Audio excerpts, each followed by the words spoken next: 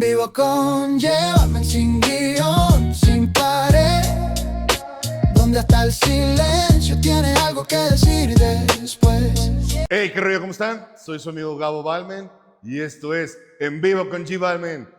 Mi gente, el día de hoy tengo una entrevista muy interesante y la verdad quiero compartir con ustedes.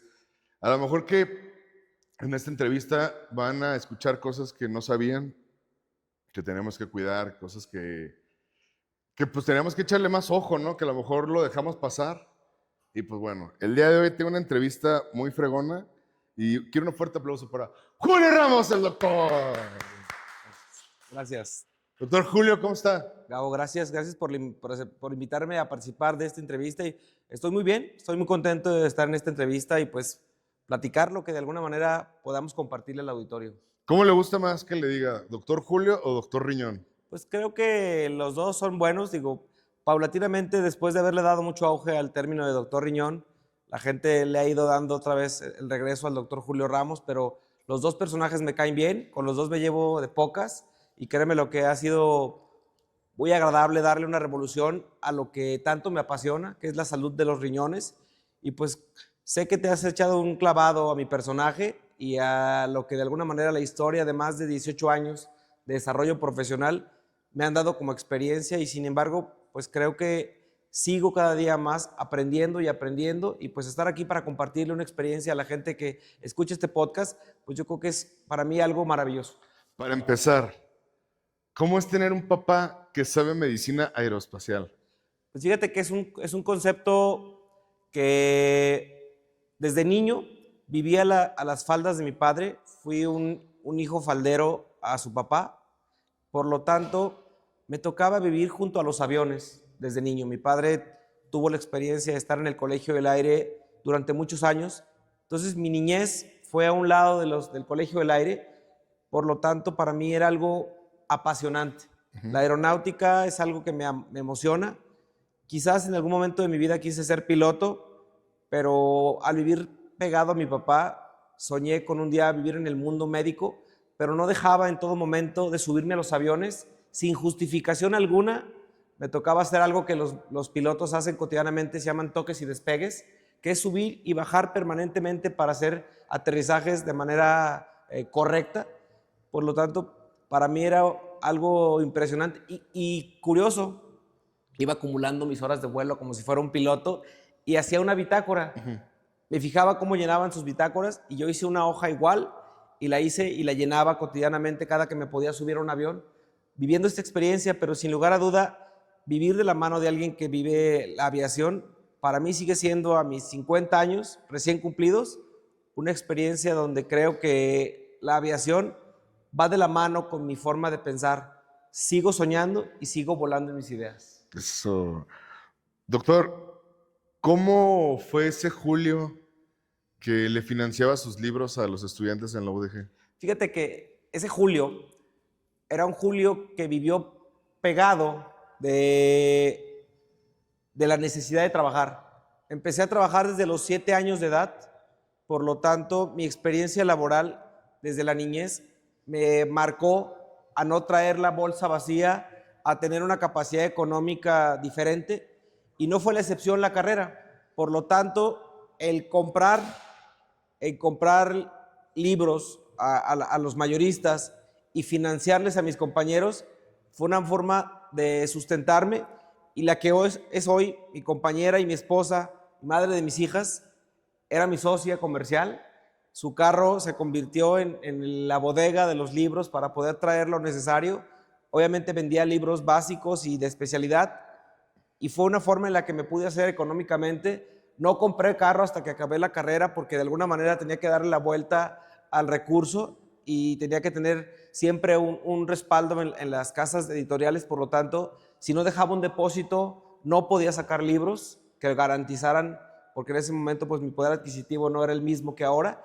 Pero fue una experiencia de verdad, Gabo, que me marcó en mi capacidad de que si vender un libro a crédito y andar detrás de mis compañeros para que me los pudieran liquidar, fue una experiencia que me marcó para saber que podía vender una especialidad y una profesión, porque de verdad Como médico he logrado desarrollar un proyecto mercadológico en el que tenemos un programa de radio, televisión, prensa, redes, podcast. Tenemos un área de educación en el Centro del Riñón que se llama CEDEX.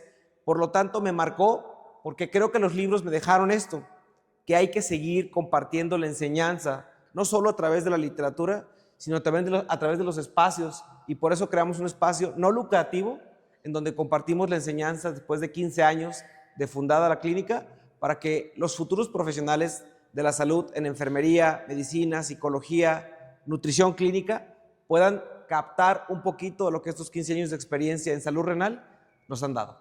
Doctor, ¿cómo era para ti cuando ya estabas trabajando en el hospital y que otros doctores tuvieran la confianza para poder decirte, te dejo a mis pacientes a cargo mientras estoy de vacaciones? O sea, ¿cómo era esa carga? Porque sé que no era un teléfono nada más, o sea, eran varios teléfonos. Fíjate que esa fue una parte muy valiosa y voy a recordar aquí a alguien con mucho cariño y con mucho respeto, que sé que me dejó una gran escuela, para el director del Hospital San Javier, el director médico, el doctor Carlos Dueñas. Fue uno de los primeros que se atrevió a confiar en un servidor.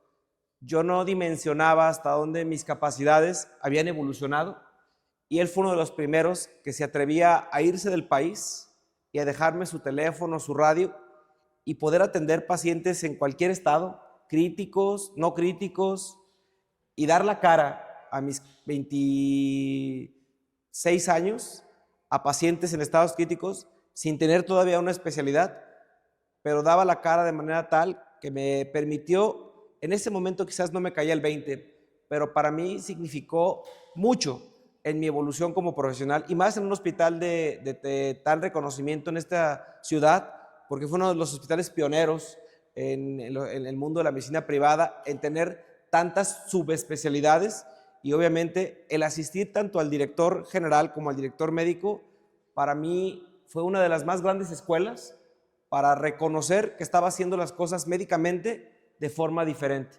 Y bueno, seguí siendo un mercadólogo y un médico que le buscaba la metodología cuando todavía las redes sociales estaban en pañales en el mundo de la publicidad en salud. Y creo que haberme permitido gente maravillosa como ese doctor en el que hago mención, creer que podía hacer una medicina diferente y que no impactaba en nada, crear un contenido como este valioso, Gracias. en donde creo que muchos jóvenes a los que le he compartido en mi libro, tengo un libro de marketing médico, he podido compartirles que la publicidad responsable quiere decir hacerlo médico con pasión, con amor, con dedicación y no alejarte por nada de compartir cómo le hiciste para poderle dar a tu profesión una experiencia diferente. Y la primera forma, Gabo, ha sido a través del ejemplo. Fui un médico con un sobrepeso severo, vengo paulatinamente resolviendo un problema de alcoholismo serio, por lo tanto me he ido quitando máscaras y me he ido atreviendo a enfrentarme a un Julio que se siente muy contento consigo mismo por la renovación. Pero ahorita no me diga porque no se me adelante, doctor, porque sí hice mi chamba, ¿eh? Pero esa parte de la renovación de la que te hablo, creo que me permite hacer y seleccionar así de repente una emotividad para que cuando veo un paciente con el que me siento realmente identificado, donde me siento con esa empatía de platicarle cómo fue la evolución y que uno necesita a veces tocar fondo para poder salir a la superficie y decir, si yo pude, tú puedes, Gabo. Doctor, digo, ya estamos en la rampita. Vamos de una vez a darle. La medicina ancestral, ¿consideras que ha sido el guía que ha guiado, ahora sí, a Julio para poder entender esas etapas que tiene que soltar? Fíjate que cuando yo tuve la primera experiencia con una medicina ancestral, no lo dimensioné, me invitaron la primera vez, no experimenté, creo que mi ser no estaba preparado para sumergirse en el efecto de la ayahuasca. Cuando decido tapar la botella porque la situación en casa se volvió inconcebible e incontenible, fui a vivir la experiencia con gentes maravillosas en el Bosque de la Primavera y tomé la medicina del sapo. Esa esa herramienta me permitió vivenciar y reencarnar algo en el vientre de mi madre, en donde yo creí durante muchos años ciegamente que la relación entre mi mamá y yo nunca iba a sanar. Y cuando descubrí la experiencia tan compleja que ella tuvo que sufrir durante mi gestación, en momentos difíciles en su relación con mi padre, me di cuenta del esfuerzo tan maravilloso que ella hizo para sacar adelante un embarazo complejo, con muchas emociones, y que creo que sin lugar a duda en el vientre afectaron un poco mi sentir y mi ser y generaron un sentimiento mal trazado, pero esa experiencia me ha permitido rendirme a ese ser maravilloso que es mi madre, y que de verdad hoy me reflejo más que nunca en la maravilla de tenerla cerca de mí, y disfruto tanto, Gabo, como no tienes idea, cómo esta herramienta de las medicinas sagradas han permitido en mi ser encontrar un trasfondo para que otros, hoy contamos con un centro de ceremonial en nuestra clínica, en donde tanto Isaías,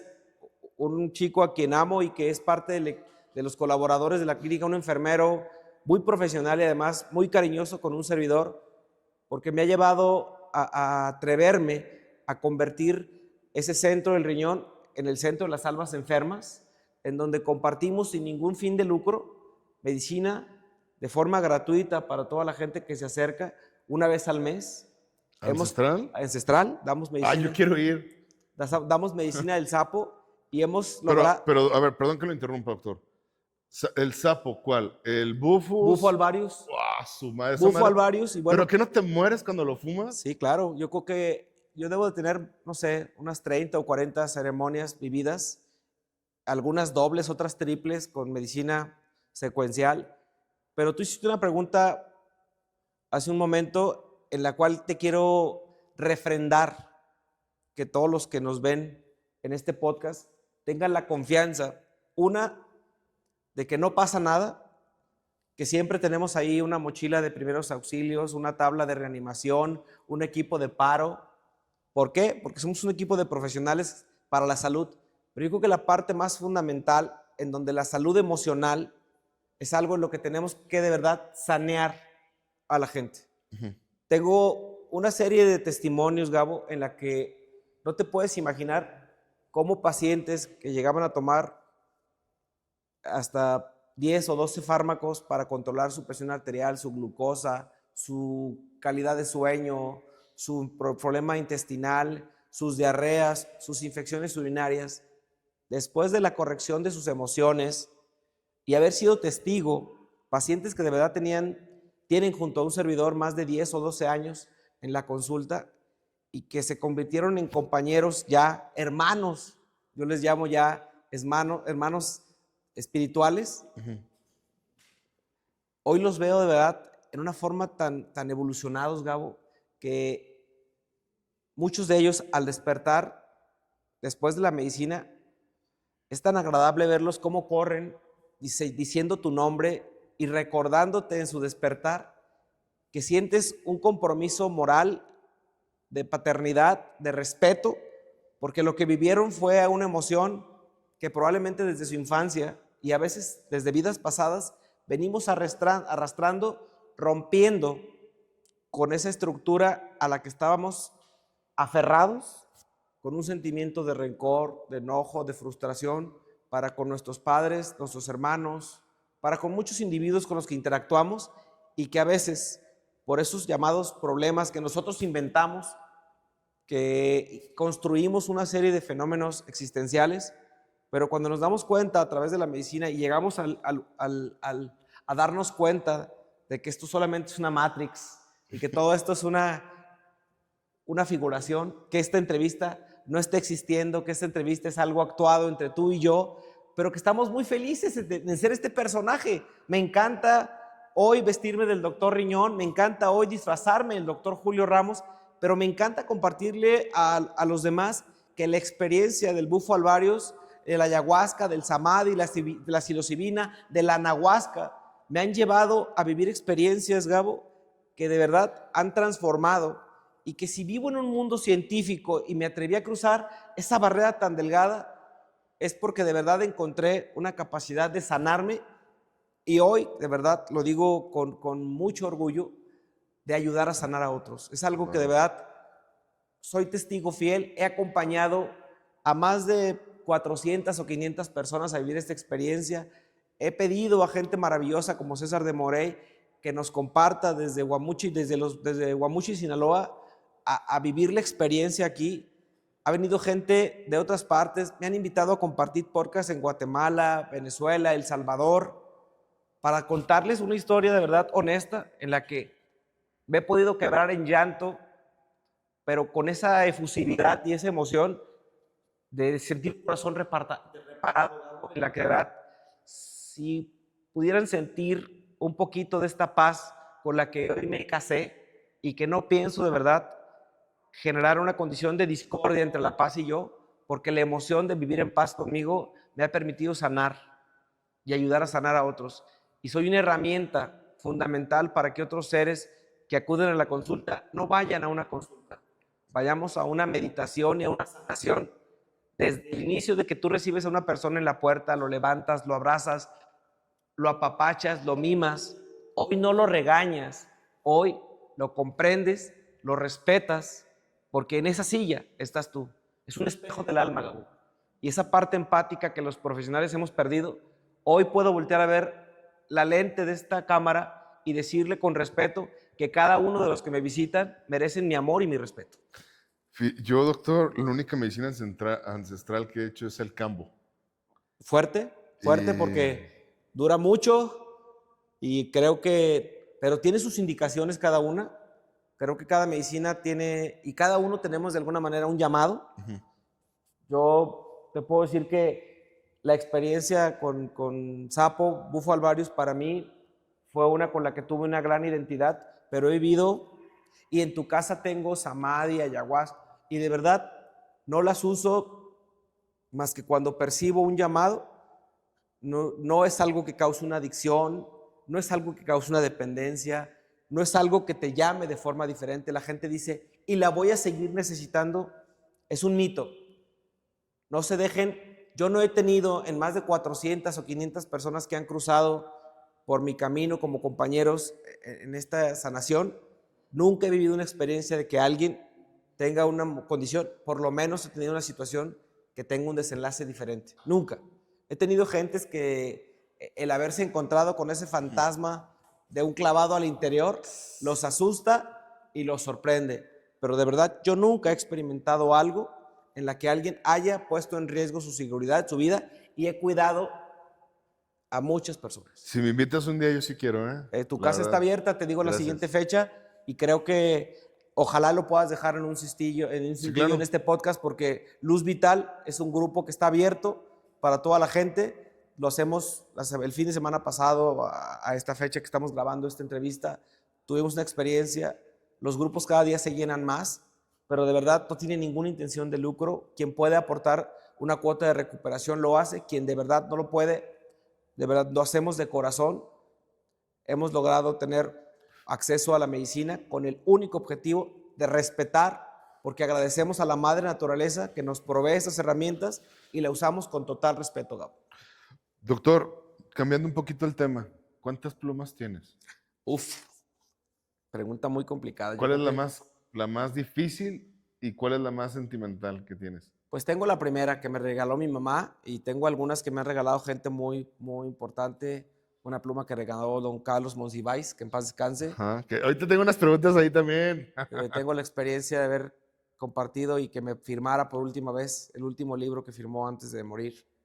De ser intubado, pues me tocó a mí guardarlo, y pues son experiencias que profesionalmente pues guardo con mucho cariño, y para un profesional que tiene que utilizar una pluma, y más los médicos que tenemos esa herramienta, hoy que la computadora ha ocupado un lugar en la impresora, pero cuando tenía que hacer las recetas todas a mano, pues la verdad era algo que en lo que me afané, hasta por mejorar mi letra, por mejorar mi ortografía. Oiga, eso está complicado, doctor.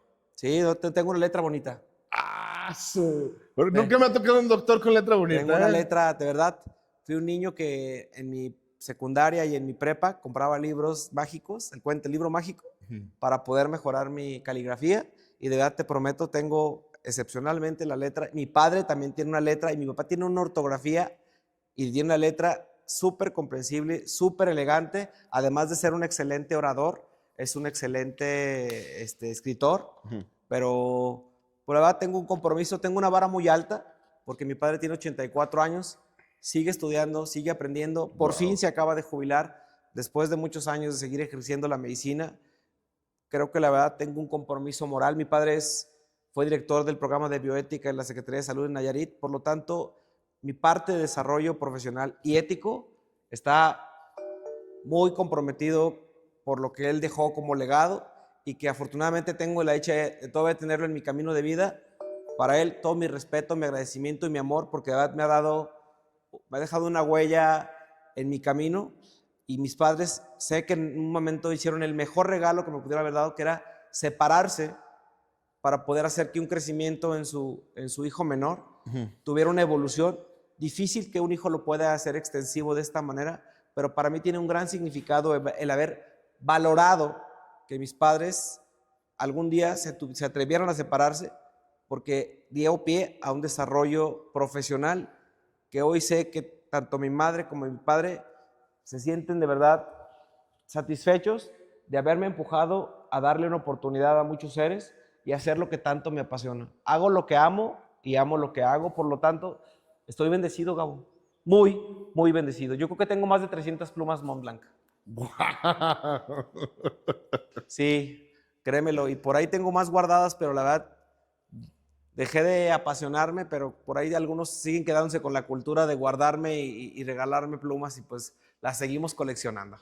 Doctor, ¿cómo es a tus 40 años poder decirte, tengo la fiesta que quiero y tengo hasta los Tigres del Norte tocando? Pues una experiencia muy bonita. Fue una fiesta en la que me atreví, pues, no sé, quería romper Fui un niño que tuvo muchas carencias, Gabo, y creo que después me confundí y creí que tener excesos era una forma de justificar mis necesidades, pero aunque me porté demasiado bien, me centré, no tuve excesos ese día, tuve una fiesta de una semana, empezó un lunes y terminó otro lunes, pero el día crucial de la fiesta, que fue el 7 de octubre, empezó a las 4 de la tarde y terminó a las 7 de la mañana del día siguiente, y los Tigres del Norte se hicieron presentes, los Hijos de Barrón, los Cadetes de Linares, la Sonora Santanera, el Mariachi San Francisco, los Arrieros. Yo creo que fueron Casi te acabas todas las listas de Spotify, Doc. Sí, pero fue una experiencia muy agradable. Tuve más de 1,200 invitados. Entonces, pues la Macarena se llenó. El administrador de la Macarena, que también Memo, que también fue mi paciente trasplantado, me dijo, Doc, yo necesito 2 mesas. Y dije, bueno, pues voy a tener la venia del administrador por si se siguen ocupando mesas. Y seguían llegando invitados y seguíamos sacando sillas y mesas. Entonces, pues no paró la fiesta, se acabó tarde, pero la pasaron bien. Los Hijos de Barrón, yo no sabía que eran ídolos de los Tigres del Norte. Entonces, tú sabes que la fiesta a capela y con guitarra en mano se sabe más sabroso. Lo que fueron de las 4 de la mañana a las 7 de la mañana, todo se cantó a capela y con pura guitarra. Oye, doctor, ¿de qué manera Julio Ramos percibe el universo en las personas?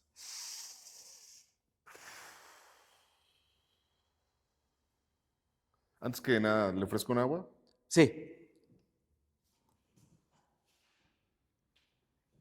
Fíjate que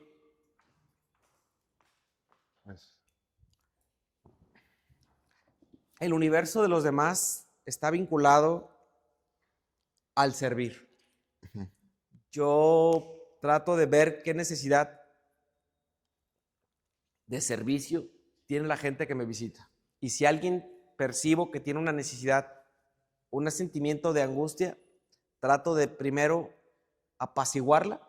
Si lo veo triste, si lo veo preocupado, si percibo un entorno de angustia, veo que su universo esté en paz. Esa es la parte principal. Describí y encontré, Gabo, que pertenezco a un universo de paz. Y es algo de lo que fundamentalmente busco, aún en situaciones críticas con familiares y pacientes. Invitarlos a la serenidad y que sepan que podemos juntos encontrar una condición de armonía y de paz. Porque identifico que mi personalidad ante el universo es encontrar, hacer tierra para que sus emociones se dispersen. Doctor, sabemos que ahorita una herramienta como ChatGPT, pues a mucha gente la ayuda. ¿Has puesto a prueba tus conocimientos en ChatGPT? Sí, y obviamente te das cuenta cómo el arte de la medicina, ahí está, donde hay muchas cosas que si bien ChatGPT es un vertedero informativo en donde se da una condición en la que algunos lo toman como algo único o lo toman como algo que si Chat lo dice, ya está dicho por alguien que tiene una fuente muy confiable. Te das cuenta que cuando lo aplicas en tu profesión, es ahí donde rige la parte artística, en donde de verdad la medicina representa un arte y que bien le he narrado un sinfín de casos clínicos y la forma en la que me la contesta no obedece a lo que clínicamente yo ya había experimentado en 2 o 3 o 4 o 5 casos. ¿Por qué? Porque la experiencia clínica está muy alejada de lo que esa herramienta puede aplicar en el ámbito de la salud. Todavía está muy distante de suplir el arte de la medicina, porque sentir a un paciente, abrazar a un paciente, ver a los ojos a un paciente, jamás te lo va a poder proporcionar. Y los que han abrazado a un paciente y han pulsado sus emociones, cuando la tesitura de mi voz logra penetrar en la vibración emocional de un paciente, el eco de mi sentir, de verdad, logra apaciguar muchas de las ansias de los pacientes que nos visitan. Eso jamás lo va a poder suplir una herramienta, por muy científica y moderna que pueda parecer, nunca va a ser suplido, Gabo. De verdad, créemelo, lo he hecho de tono y voz, lo he hecho escrito, y lo que vierte no es aplicable a la emoción que tiene un paciente. No logra calmar. Si yo le pongo el estetoscopio en el corazón, en el pulmón, en el cuello, en el abdomen, en la región femoral, en la región inguinal, si busco explorar, eso nunca lo va a poder suplir una herramienta tan primaria, porque el médico que no ve y no toca, de verdad se equivoca. Hasta parece dicho, ¿verdad? Es un dicho. De hecho, está descrito que el médico que no ve y no toca, por eso las consultas por WhatsApp, sé que se pueden resolver muchas cosas de manera mediática, pero a la paciente les digo, yo no puedo cobrarle una consulta por WhatsApp y no lo hago. Y hay médicos que dicen que cada consulta que dan significa, creo que mi parte ética y mi parte profesional está alejada de eso, y a los pacientes puedo decirte que llego a contestar más de 300 mensajes diarios, a enviar recetas, a enviar informes, pero creo que esa es la parte complementaria que yo debo como profesional hacer por los pacientes, porque para eso fui invitado a cumplir una misión en la superficie terrenal y de verdad me apasiona, Gabo, lo que hago. Es algo que de verdad nunca imaginé la cantidad de trabajo con la que me iba a enfrentar, pero me apasiona cómo lo vivo. Doctor, tu energía crea tu experiencia, tu enfoque crea tu camino. No vivas por inercia. No esperes señales externas, sé tú la señal. ¿Qué opinas de esta frase? Pues que es algo que describe mucho lo que a mi ser manifiesta. Si tú algún día tuvieras la experiencia de estar en mi oficina o en mi clínica, te darías cuenta que el enfoque, por principio de cuentas, igual que aquí, no existe un escritorio. Mi oficina no tiene un escritorio porque no existen barreras del saber. Ahí no existen jerarquías y los escritorios representan, ¿sí?, una división entre el conocimiento del que me visita y ahí no existe más autoridad y más poder que la necesidad de llevar a un paciente a una condición diferente. La enfermedad a veces está en las emociones que trae el paciente, y si yo rompo con esto, entonces decidí cambiarle el concepto a mi oficina y decir que ahí no es un consultorio, sino es una sala de consulta en donde acordamos, igual que aquí, que si aquí logras descifrar la personalidad del doctor Julio, del doctor Riñón, y darte cuenta de que sigue siendo tan sensible, tan humano, como el primer día que decidió hacer el juramento hipocrático y que ha regresado paulatinamente y que está reconociendo que no es más que el instrumento al que mandaron a la superficie a cumplir una misión, y que la nave espacial de la que salí y de que el vientre del que fui gestado, quedó claro que esa mujer y esa bendita mujer me dio la oportunidad de reconocer a qué vengo, y hoy por hoy reconozco que la misión que tengo que cumplir es darle a cada uno de los pacientes el amor, la atención, la comprensión y el respeto que yo también querría para mí.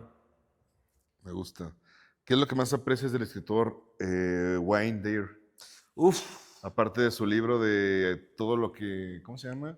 El Todo poder lo que, de la intención, exactamente, el poder de la intención. la fuerza del espíritu. Yo creo que he leído casi, yo creo que el 60% de los libros de Wayne. Un escritor a quien de verdad te tengo un respeto, que en paz descanse. No sé, me identifico mucho con su personaje. Me ha dejado una huella. Algunos de sus libros los he leído 4 veces. Mientras hago ejercicio, leo 2 o 3 libros de manera simultánea. En cada uno de los aparatos tengo una tableta con un libro diferente, y aunque no lo creas... ¿Y los termina? No, o sea, los lee, pero no los termina, ¿o sí? Los termino y los vuelvo a leer. Porque o sea, en el rato que estás haciendo ejercicio lo termina. No, lo canso de terminar, dije, wow. pero a veces no me quiero bajar solo porque me establezco un horario. Yo me levanto a las 3 de la mañana de lunes a sábado. Ajá. Hago ejercicio de 3 de la mañana a 5:30 todos los días. Tengo un horario diferente, pero creo que es lo que me permite que mi día me rinda. Empiezo mi consulta entre 7:45 y 8 de la mañana, y pues mi promedio de consultas alrededor son de 25 a 30 diarias. Wow. Y trato de hacerlo así para dedicarle un tiempo a mi esposa, a mis hijas, a mi perro Cuco, a mi casa, tu casa, a poder estar con Julio, que a mí me cae muy bien Julio. Entonces yo platico con él. Julio Preciado. Con Julio Ramos. Ah. Y medito todos los días, Gabo, y me he dado un tiempo para mí, para picarme la nariz, para rascarme las orejas. Creo que si la gente nos dedicáramos un poquito más de tiempo a nosotros mismos, de calidad, había un reencuentro y un reenamoramiento, y habría un amor propio, Gabo, que a veces no percibimos. He podido renunciar a muchas cosas que eran parte de la apariencia. Seguramente en esta entrevista, en otra época de mi vida, hubiera llegado de moño, de traje, pero creo que el personaje ese de la televisión, de los programas de salud, ahí está en la televisión. Hoy vino el doctor Julio Ramos a platicar de una versión diferente, a una plática entre amigos. Gracias. En donde compartirles que un Julio que se sumió en las medicinas sagradas se dio cuenta de que es solamente un personaje, y ese personaje quiere contar que se siente muy feliz y muy orgulloso de sus orígenes y de haber salido de una casa donde hubo amor, respeto, educación, principios. Y de verdad, tengo 2 hermanos maravillosos que fueron para mí un ejemplo, y que tengo la oportunidad de poder ayudar a todos los miembros de mi casa. Por lo tanto, creo que soy multimillonario. La abundancia del universo llegó a mí de una manera increíble, y creo que no puedo decirte que puedo ser más feliz, porque la felicidad mora en mí y se siente. La verdad, sí, tiene una muy buena vibra. Y por eso quiero que me platique cuál fue la mejor plática que tuvo con Carlos Monsiváis. Porque supe que fue su doctor durante mucho tiempo. De hecho, creo que hasta cuando ya el señor partió, ¿no? Sí, fíjate que fueron muchas experiencias. Él siempre buscaba una herramienta para salirse de la fila. Y siempre se inventaba algo y se tomaba unas vacaciones en el San Javier. Entonces, él me enseñó a leer el periódico en menos de 10 minutos. Sí traigo esa pregunta, y le iba a preguntar, ¿cómo es que lo lees así tan rápido? sabía leer las columnas principales de cada parte del periódico. Y Entonces, también de los libros. sí, claro. Él sabía, digo, él me enseñó el método de lectura rápida que tú conociste alguna vez y que nos vendían a todos por la calle, Ujú. ¿sí? Y obviamente él tenía una forma rápida de encontrar el eje de cada uno de un libro, Ajá. encontrar el eje principal de la lectura, y lo hacía de una manera increíblemente veloz, como buen escritor. Y creo que la herramienta fundamental, él decía, los contenidos de un periódico están de este lado, los contenidos básicos están la publicidad, y tomaba la forma en la que desmadejaba el periódico, dependiendo si el periódico se abría de una forma o de otra, me enseñaba a separarlo y me decía, política se lee así, cultura se lee así, y créeme lo que de verdad dejó una huella. Me tocó la fortuna de estar en su departamento en Polanco. Tenía obras de arte. No me diga de eso, no me diga porque sí la traigo. Tenía obras de arte ahí que pues Perdón, pues hasta la asusté al doctor. estaban deshechas por la orina de los gatos, pero Los Picassos. ¿Cómo sí, fue ver un Picasso hecho por la orina de los gatos? ¿Qué dijo? No. pues cuando de verdad, cuando ya te ocupan otras cosas y más la salud, porque obviamente él fumó muchos años y algo de lo que le afectó y que acabó con su vida fue precisamente la enfermedad pulmonar obstructiva crónica y una infección por la convivencia con los gatos, que dañó sus pulmones y que obviamente lo obligó a tener una intubación. Después de la intubación, una sepsis, una septicemia severa y pues un desenlace fatal. Pero fue una muy bonita experiencia haber tratado a alguien, porque de verdad ahí ese Julio Ramos que te platico empieza a descubrir que su capacidad profesional era no sorprenderse de nadie, que tratara de cualquier estrato socioeconómico, que tratara de cualquier nivel cultural. ¿Por qué?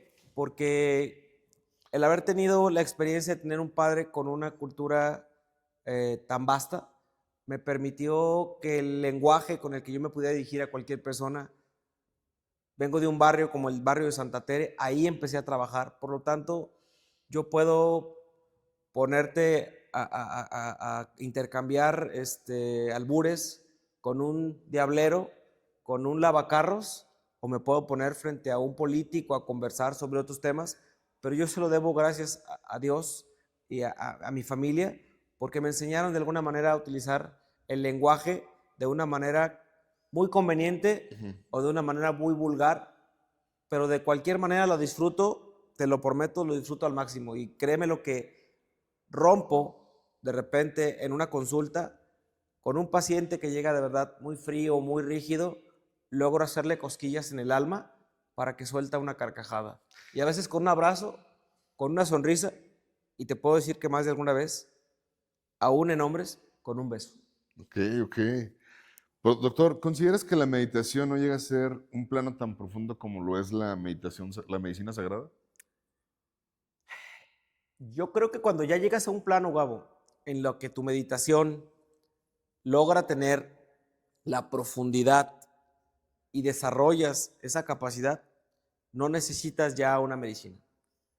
Pero esto es algo que tienes que, como el ejercicio, tienes que fortalecer tu capacidad para meditar en planos muy profundos y lograr despertar y conectar con la fuente para que tu nivel de trance, digo, hay muchas variables, digo, yo empecé meditando con la meditación Japa, que es una de las meditaciones más tradicionales y más fáciles para que cualquiera pueda hacerla, pero creo que cualquiera que aprenda a meditar de manera sencilla, porque muchos dicen, es que no logro poner mi mente en otro nivel de conectividad.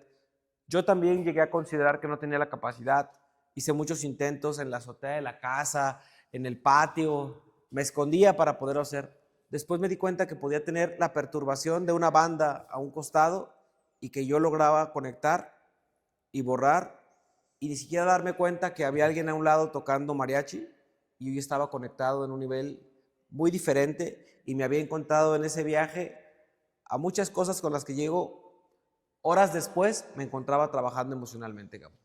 Oiga, doctor, ¿cuáles son los avances recientes que han mejorado el éxito de los trasplantes? Las medicinas de los trasplantes han sido una de las mayores herramientas que nos han permitido evolucionar en el mundo médico, porque han venido a mejorar que el sistema inmune no actúe de forma mediática y despertar un rechazo de manera temprana en los pacientes trasplantados. Por lo tanto, yo creo que los avances, más que en lo quirúrgico, se asocian a la forma en la que los medicamentos con los que se induce una condición de trasplante garantiza mayormente el éxito, la durabilidad del órgano trasplantado y por consecuencia, pues obviamente, que el paciente tenga una calidad de vida diferente. Doctor, ¿cuál es la diferencia entre un trasplante de un donador vivo y un donador fallecido? Mira, la diferencia es que obviamente en el donador vivo puede existir una relación genética y en el donador cadavérico absolutamente nada. La otra es que los tiempos que tienes entre un órgano de un donador vivo y un donador cadavérico, el tiempo que tiene el órgano de ser extraído y el sufrimiento que tiene este órgano puede variar entre uno y otro. Y que obviamente a los dos les haces estudios de compatibilidad con el objetivo de garantizar que ese trasplante tenga una probabilidad de más de un 98 o 99% de eficacia. Por lo tanto, la medicina del trasplante ha evolucionado mucho, pero la diferencia entre uno y otro realmente es el tiempo que tienen de isquemia y que obviamente que la condición inmunológica fue preestudiada y los dos pueden ser tan exitosos uno como el otro. Y la diferencia obviamente es el origen, que obviamente si la cultura en nuestro país de donación cadavérica o en muerte encefálica fuera más para que la gente entendiera que el tener una condición de muerte encefálica puede darle vida a través de una condición diferente para el paciente, habría más cultura del trasplante. Doctor, ¿cómo es vivir en un hospital y tener contacto o hasta llegar a hablar con personas que ya no están en este mundo? ¿Sí pasa? ¿Le ha pasado a usted Sí, claro. que es una enfermera que es un fantasma? Y más que esto, Gabo, nos sucede con mayor facilidad a los que tenemos la experiencia de vivir situaciones espirituales a otro nivel, en el que podemos a veces dejar resuelto y a veces nos encontramos en nuestros viajes a seres que dejaron un pendiente o almas que dejaron un pendiente y que a veces te piden que le recuerdes a alguien en su familia, hasta de un pendiente físico, de que dejaron algo en alguna parte de su casa, Wow. que dejaron algún pendiente emocional, que le piden a alguien cercano que no le llore. Digo, tengo hace casi un año un duelo de alguien y en uno de los despertares de tu servidor me pidió que le dijera a alguien que colabora conmigo que por favor cesara porque él estaba bien, él no tenía dolor y ya se encontraba en compañía de un espacio diferente que había trascendido, pero que por favor lo dejáramos descansar. Fue la verdad uno de los mensajes que a mí en lo particular, por el afecto, el cariño que tiene para mí esa persona, que tuvo esa persona para mí, fue un entender que el conectar a esos niveles para la gente que de repente tenía el miedo de encontrarse con cosas como estas, yo creo que la verdad es algo tan valioso encontrarse con herramientas que te permiten ayudarle a otros a trascender a lo que vas a pasar tú, todos, pero que creo que al hacerlo con ese respeto nos permite cambiar un poquito la mentalidad, Gabo. ¿Tienes el don, doctor, de ver gente que no está ya aquí? Todavía no, pero creo que estoy en una etapa de la evolución, los percibo, pero todavía no puedo verlos. Y cuando te ha tocado que te diga que ya obviamente la persona, a lo mejor el paciente ya se murió ahí, no sé cómo decirlo, en la plancha, como se dice vulgarmente, que tú lo veas que se sale y te diga, diles esto, ¿cómo pasa eso? Es algo, Y cuando tú vas y le dices a la familia, ¿te ha tocado que la familia se te quede viendo como de... primero tienes que ser sensible a quién se lo dices, porque hay cosas que tienes que ser muy cauta, porque cuando has evolucionado, cuando te conviertes de verdad en espíritu, es que la gente dice, es que eres muy espiritual. Soy espíritu. Y esa parte espiritual en tu ser es algo perceptivo. Y creo que esa parte, tú al estarme sintiendo en esta entrevista, tan conectado con la fuente, tan conectado con el poder de la intención, tan conectado con el universo, estoy claro que si te digo que aquí te está diciendo tu mamá, que te dijo tu abuelita, dices, espérame, sí creo que lo que estás diciendo tiene certidumbre. ¿Por qué? Porque no se trata de venir a jugar con dones especiales que se nos facilitan. Un clarividente y un individuo que tiene esa capacidad debe de ser muy cauto. Querer hacer uso indebido de herramientas valiosas como estas, es por eso que así como se nos facilitan, también se las retiran, pero a veces la gente quiere hacer un mal uso o malversar. El don de sanar, el don de curar, el don de aliviar, es una herramienta para que los seres puedan tener una mejor condición. Y el don de un servidor de sanar también me permite conectar con otros seres de otras dimensiones para poderle decir a alguien que por favor esté tranquilo. Eso es parte de ser el instrumento de paz del que te hablaba. ¿Y tú sí has visto, doctor, que el espíritu salga del cuerpo? Nunca me ha tocado esa experiencia, pero Porque una vez, digo, a mí me tocó que una vez supuestamente una persona comentó, y no sé si sea cierto eso, ¿no? Digo, aquí hay una medium que ahorita nos puede decir, pero supuestamente la persona era una familiar de esta persona que me contó que se murió su familiar y que cuando murió salió algo de su boca. pues Y dije, ah, caray. creo que no es imposible y yo creo que todos los que tenemos claridad de que alguien que trasciende, pero muchas veces no es mediático, no es perceptible, pero hay gente que desarrolla el don de poder detectar y sentir cosas diferentes. Y imagínate, para la gente que arregla a la gente que fallece, la de situaciones paranormales que pueden llegar a percibir cuando un ser trasciende. Digo, quizás no lo vivimos ni tú ni yo porque no nos toca estar cercano a un cuerpo que está trascendiendo. Pero obviamente el estar pasando a otro plano, algo va a desocupar ese plano que no va a ser táctil, pero puede ser algo perceptible en el entorno, que se sienta, que se huela, ¿sí? Que haga ruido. Pero creo que habría que desarrollar ese don para poderlo percibir. De que lo creo, lo creo. Oye, Doc, regresando al tema de la medicina, ¿cuál ha sido el riñón que más has dicho, no, este brother, yo no sé qué hizo, si tomaba tiner o qué hacía? ¿Y qué tenía ese riñón? Ha sido gente que ha tenido las experiencias, digo, y me refiero más que nada a gente que ha donado, que tenía ciertos hábitos y que muchas veces te lo esconden, pero te acabas por dar cuenta porque la anestesia ¿No no les hace? alcanza a hacer el efecto simultáneo y tienes que utilizar dosis muy altas, pero te das cuenta que esos seres que están expuestos tienen una condición, ese órgano, yo les llamo todoterreno, órganos que de verdad tienen una condición, digo, entre más malandrositos tenía el ser, más todoterreno se volvía y de verdad te das cuenta de que al paciente, aunque no lo creas, clínicamente le va mejor. Digo, son experiencias que yo de verdad las tengo demostradas médicamente, pero que a veces no es el candidato ideal, pero muchas veces la gente, cuando no tienes una forma o no tienes una marcha toxicológica que te evidencie si el paciente hizo uso y abuso y negó algo, pues obviamente hoy día obligados estamos a hacer marchas toxicológicas en la gente que tiene ciertos rasgos para poder demostrar que el paciente no está expuesto y que no pone en riesgo seguridad de su vida, porque la responsabilidad clínica que tenemos de abordar de manera completa tanto al que dona como al que recibe y garantizar que no existe una enfermedad infecto-contagiosa, hepatitis, HIV, hepatitis B o C, cualquiera de estas condiciones infecciosas, estamos obligados, y obviamente alguien que utilice algún medicamento o sustancia, ya sea inyectada, tomada, inhalada, pues es alguien que puede haber tenido una condición de riesgo infecto-contagioso y que estamos obligados a buscarla, pero sí me he encontrado casos en los que de verdad son riñones que son todo terreno. Doctor, ¿cómo inicia el centro del riñón? ¿Por qué hacer tu propio centro? O sea, ¿cómo es que decides hacer tu...?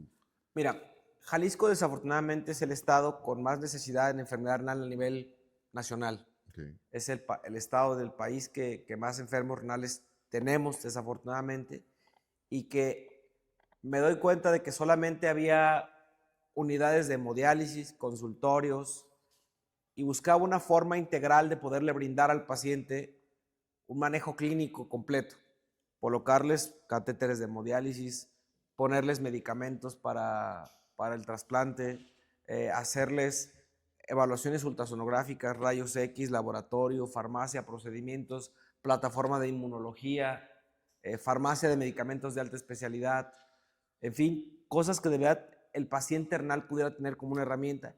Y busqué algunos de los conceptos internacionales que habían y tampoco brindaban un manejo integral, solamente contaban con una unidad de hemodiálisis y consultorios. Y obviamente en ese modelo, mi esposa y un servidor nos sentamos a hacer como un diseño y buscamos un lugar céntrico en Guadalajara y encontramos que donde se encuentra ubicado el centro de riñón tiene equidistante, obviamente, el centro médico, el Hospital Civil Viejo, el Hospital Civil Nuevo, el Hospital del Iste. Creíamos que ese era un punto estratégico y bueno, pues unos compadres que vivían la que hoy es el centro de riñón, era su casa, decidieron aportarlo como parte del proyecto y bueno, siguen siendo parte de la sociedad comercial, pero pues sembramos la semillita para que el proyecto tuviera un nombre diferente. Lleva como logo una mano sosteniendo un riñón, porque creo que algo de lo primordial para un paciente con una enfermedad tan seria como es la insuficiencia renal es sostenerle emocionalmente, sostenerle médicamente para darle una calidad de vida digna y sobre todo apoyarle de manera integral sin tenerlo que se migre a diferentes lugares, porque la ventaja que le ofrecemos a un paciente que va al centro de riñón es que desde que llegan tenemos la oportunidad de hacer estudios de laboratorio, rayos X, ultrasonido, medicamentos, nutrición renal, medicina interna, urología, nefrología. Contamos con una torre de especialidades que contamos con un área de cardiología, oncología, gastroenterología, neurocirugía, Wow. hoy angiología, neurología pediátrica, oftalmología en el área metabólica, cataratas. Pues Entonces, una torre médica ya, literal. hemos hecho ya 3 edificios con el objetivo de brindar un manejo integral y pues la verdad, créeme lo que tenemos una incidencia muy alta de turismo médico en la clínica. Nos visitan pacientes de casi toda la República. Por lo tanto, pues obviamente nuestro nivel de experiencia ha ido evolucionando gracias a que la gente ha otorgado la confianza a este proyecto. Y pues me toca la parte de coordinar. Yo no soy ningún director, no soy ningún dueño, soy solamente un coordinador. Por lo tanto, me toca seguirle poniendo semillitas para que siga creciendo el proyecto. Y yo creo que dejar un legado, Gabo, que pueda a la larga darle a la gente la atención que necesita, porque es una enfermedad que antes que tener que curar, tenemos que educar.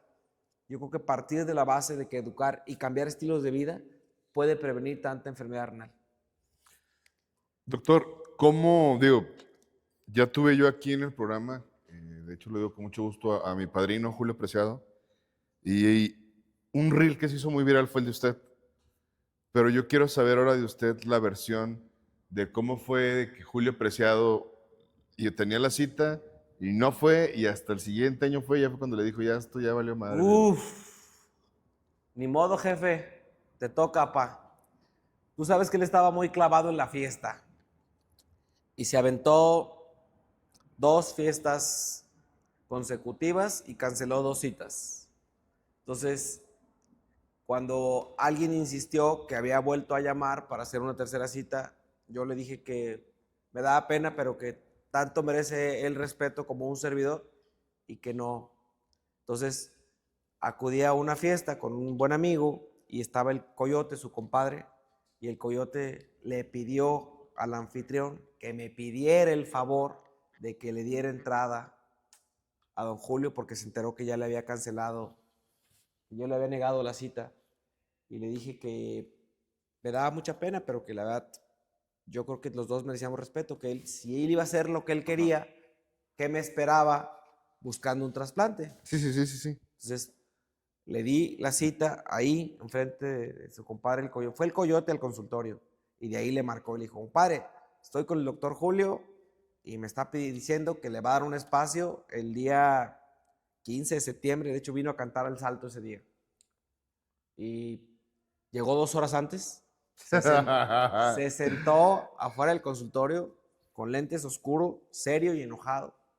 Y te confieso que cuando yo era un estudiante de la carrera, para mi esposa y para mí era un ídolo musical. Los dos lo teníamos porque para nosotros la banda siempre fue algo que nos gustó. Y La primera vez que le dieron permiso de salir conmigo y cargamos con toda la recua de chaperones de su casa, compramos una mesa en el Gran Mexicano, un salón que estaba aquí en Avenida María Otero y Periférico, y compramos una mesa, y casualmente por la mesa, como no tenía escalones ese salón, él se subió por nuestra mesa para subir al escenario, y se lo conté, pero se lo conté mucho después de que lo maltraté el día que fue a consulta, y le leí la cartilla y le dije, lo voy a decir como tal, mira cabrón, a mí los personajes me los paso. Aquí, si quieres buscar un cambio de estilo de vida, tienes que hacer las cosas como dicto. Y volteó y le dijo a la señora Lorena, a quien de verdad que le agradezco que me diera mi lugar, y le dijo, querías a alguien que de verdad se fajara los pantalones por ti, y hoy, después de casi 8 años de ser parte de ese entorno familiar, creo que para todos ha valido la experiencia. Para mí fue un gran maestro, Gabo, gran maestro, y creo que me gané mi lugar, y me lo gané no en el afán de buscar algo, porque lo dije recio y quedito cuando él me preguntó que cuánto iba a ser de mis honorarios. Yo le dije que si a él iba bien, a los dos los iba a ir bien. Y hubo momentos de crisis cuando la enfermedad, el riñón nunca falló, pero hubo muchos procesos infecciosos, neumonías que se vinieron después de todo esto. Y se nos acabaron los recursos a él y a mí, pero pedimos fiado en el hospital. Y nos aventamos entre los dos el compromiso de sacar adelante la situación. Me decía, ya déjame. No, papá. O sea, Julio sí te dijo, ya deja de morir, literal. Yo le dije, no. Wow. Nos subimos juntos y nos bajamos juntos y revienta la cuerda. Pero yo soy de una sola pieza y no te voy a dejar. Y de verdad, eso es algo que de verdad yo le agradezco, que confiara en un servidor y que se diera cuenta que así como me hicieron mis padres, me hicieron tan firme y tan convencido de que si algo va a hacer, hasta donde tope. Oye, doctor, pero no sé, o sea, llegaste a pensar que sí te iba a morir, la verdad. Por Nunca, cómo lo veías. no, nunca pasó por mi cabeza. Okay. De verdad tengo Mucha seguridad tenías. Tengo un equipo de profesionales tan valiosos, de verdad, Luis Arturo, Roberto Rojas, el doctor Alfaro Alcocer, urólogo, que me ayudó en la reconstrucción genital, que me ayudaron en procesos cardiológicos, tuvo una insuficiencia cardíaca, tuvo una neumonía, tuvo una infección de tejidos blandos, en fin, muchas cosas, pero no hubo uno de todos los del equipo que te mencioné que en un momento me dijeran, no la libramos, porque de verdad no escatimamos en medicamentos, insumos, materiales, trajeron cosas y te mandamos traer cosas muy especiales para poder salvar su región genital, porque sus testículos tuvieron una infección muy severa. De verdad, el doctor Alfaro se portó, Enrique Alfaro Alcocer, de verdad se portó de primera línea, me mandó conseguir cosas externas, un material de estimulación para la granulación, para hacer un cierre anticipado de la región. Los testículos quedaron al aire libre para poder hacer, tuvo un síndrome de Fournier, que estuvo de verdad a nada de poderle pedir que le íbamos a volar los testículos, pero afortunadamente creo que todos los que estábamos ahí lo metíamos a quirófano cada 2 días para hacerle curación y hacer una eliminación o retiro de todo el material infectado. Créeme lo que la experiencia fue muy bonita, de mucha enseñanza para todos, que no me gustaría repetirla, no me gustaría, pero que de verdad yo podría compartir esta entrevista con quien fuera para agradecerle a todos los que me ayudaron a sacar adelante a don Julio, porque para mí hoy Julio no es un artista, es un hermano. Él me respeta a mí. Ajá. Y yo lo sigo respetando y lo sigo admirando como artista, porque de verdad sigo viendo sus conciertos, sigo escuchando su música como cuando lo escuchaba cuando era joven. Sigo admirando su capacidad musical. Yo sé que no es del gusto de todos, pero para mí la admiración que yo tengo, mi familia, mis hijas, tengo la fortuna de que les cantara a mis hijas en sus fiestas de cumpleaños, y la verdad para mí es un verdadero regalo tener a alguien como él. Yo me siento orgulloso, respeto sobre todas las cosas su investidura, no lo fastidio, no le pido fotografías, porque creo que es algo que yo he aprendido con el tiempo a respetar, para que las figuras que me visitan en mi consultorio se sientan de verdad respetadas y atendidas con alguien que de verdad valora ese sentir humano. Oye, Doc, ¿y qué pasó con el caso de Luis de Alba? ¿Similar? Diferente. Don Luis... ¿Quién le hizo más a la fiesta? Ahora sí, de los dos ahí nos vamos a dar cuenta. Pues ¿Quién tenía la factura con más desgloses? Fíjate que fue diferente. Luis, creo que su mayor exceso fue el sobrepeso porque le ayudó a tener la fractura tan seria que desencadenó su caída. Digo, Abby y don Luis, los quiero mucho. Yo sentí la necesidad a través de un programa de Ventaneando en el que vi la noticia y vi el rostro compungido. Yo no tenía el gusto de conocer a Abigail, a don Luis. Sí lo había procurado en el Hospital Civil cuando lo atendió Luis Carlos por un tema hepático, pero en ese momento cuando Luis de Alba se accidenta, me tomo el atrevimiento de marcarle a Rosario en Ventaneando, me contesta, me pasa el teléfono de Abigail, le marco, ofrezco mi apoyo, voy por él en una ambulancia aérea, me lo traigo a Guadalajara, lo hospitalizo, al doctor Jorge Arce y su equipo que me hicieron favor de ayudarme a operarlo, sacarlo adelante. De alguna manera me convertí en un misionero. Después lo hice con Lucila Mariscal, también a solicitud expresa de Gustavo Adolfo. Y he tenido muchas experiencias con gentes del mundo artístico de hacerlo, pero te prometo, Gabo, que hoy por hoy, más que nunca, respeto a cada uno de ellos y creo que el hacer uso de la experiencia me sirvió para darme cuenta que soy solamente un instrumento de paz para esa gente, porque recuperaron su salud. Doctor, como penúltima pregunta, quiero que me hable, por favor, de cómo fue ese julio con ese problema de alcoholismo. ¿Cómo fue esa parte en julio? Fue una parte muy divertida, porque obviamente me llevó a hacer cosas que no hubiera hecho cotidianamente y que probablemente no me hubiera atrevido a cruzar ciertas líneas, y obviamente llegó a un límite en el que obviamente también me llevó al nivel de conciencia en el que me encuentro ahora. Por lo tanto, fue una maestría, fue un doctorado el alcoholismo. Yo creo que fue un honoris causa en el cual, si no hubiera tocado fondo, no hubiera despertado mi ser y no me hubiera atrevido a ir a tocar una herramienta tan valiosa como las medicinas sagradas, y que hoy por hoy te puedo decir que el miedo que tuve de seguir bebiendo también obedece a un miedo que hoy ya vencí para poder tomar una pipeta con Bufo alvarius y conectar en una dimensión, Gabo, totalmente fuera de orden.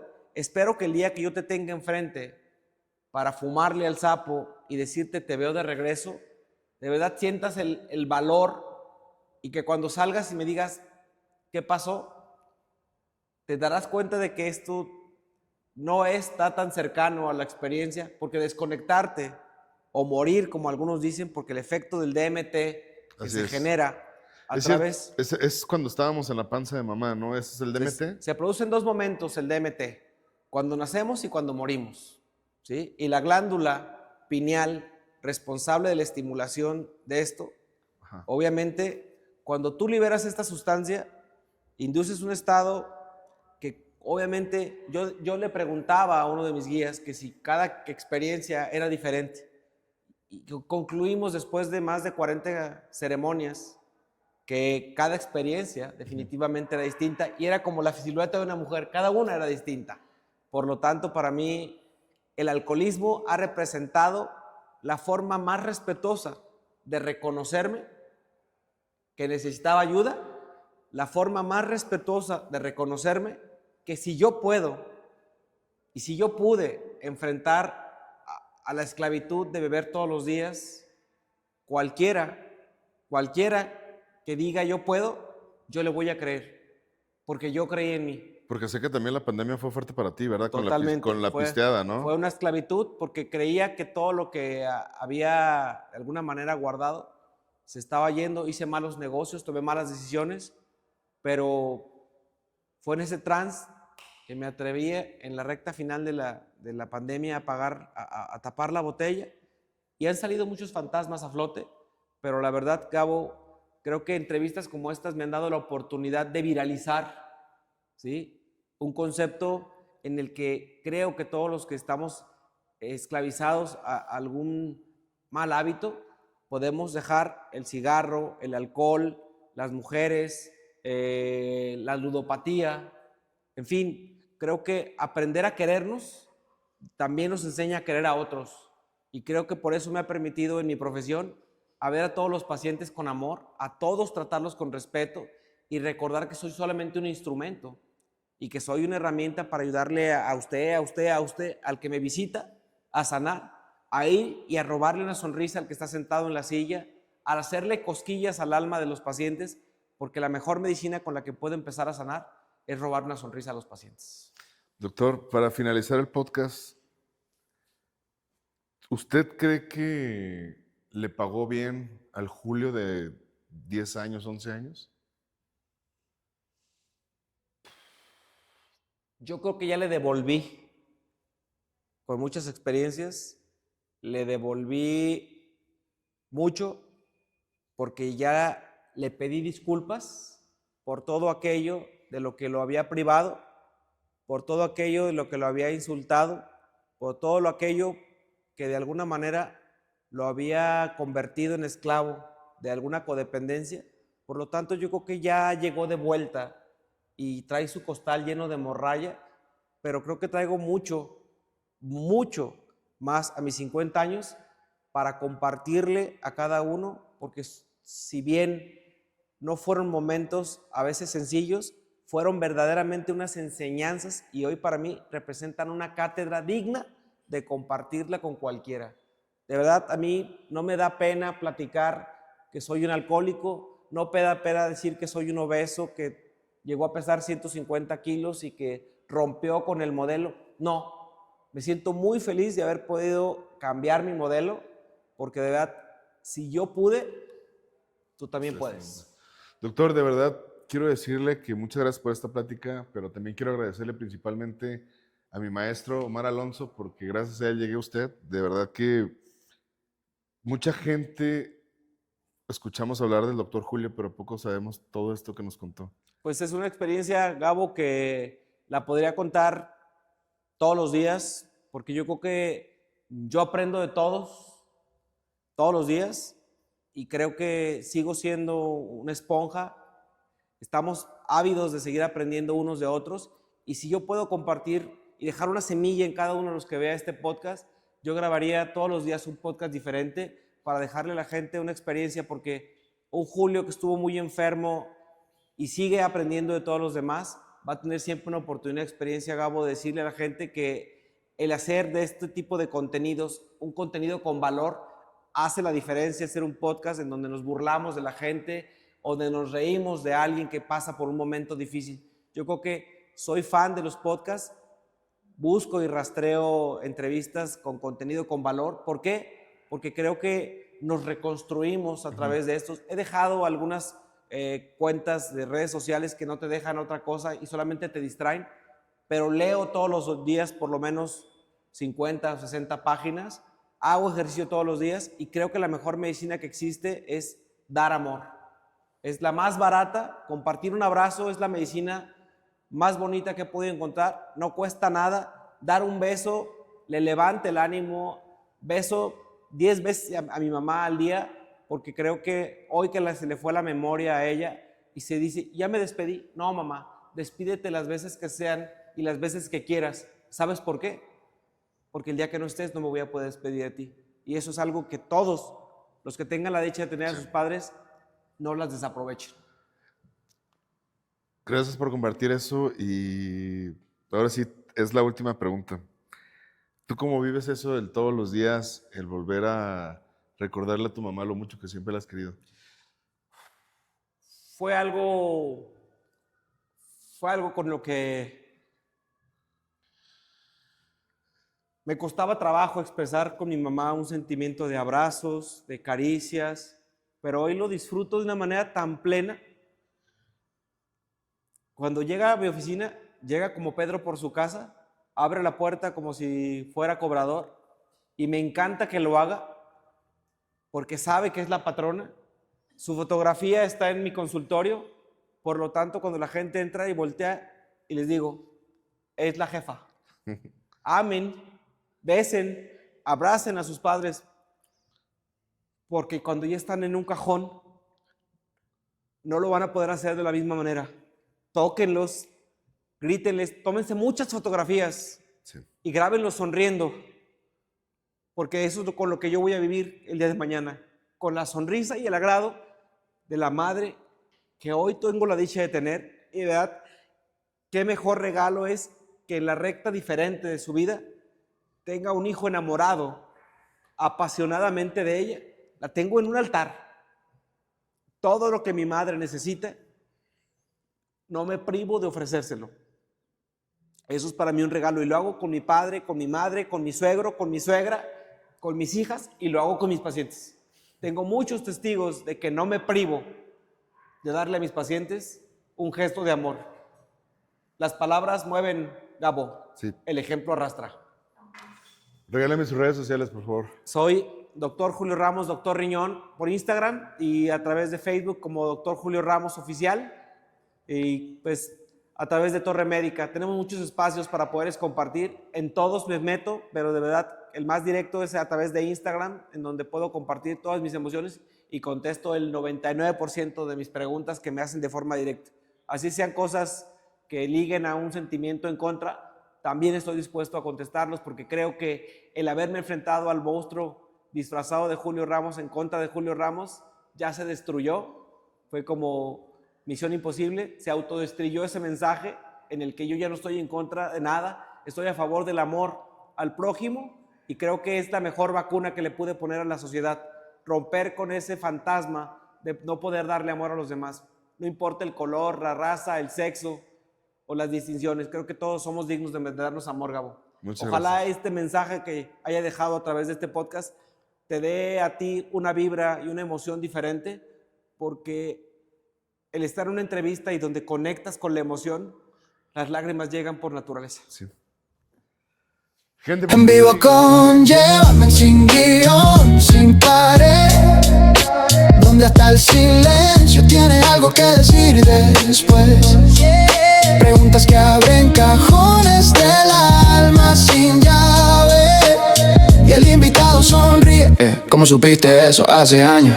Fue, cantantes cómicos, voces de estado y pantalla, todos llegan con su historia, todos salen con más alma. Él no repite fórmulas, cada charla es un traje a medida, con respeto, con rigor, pero nunca fingida. En vivo con Llévame, sin guión.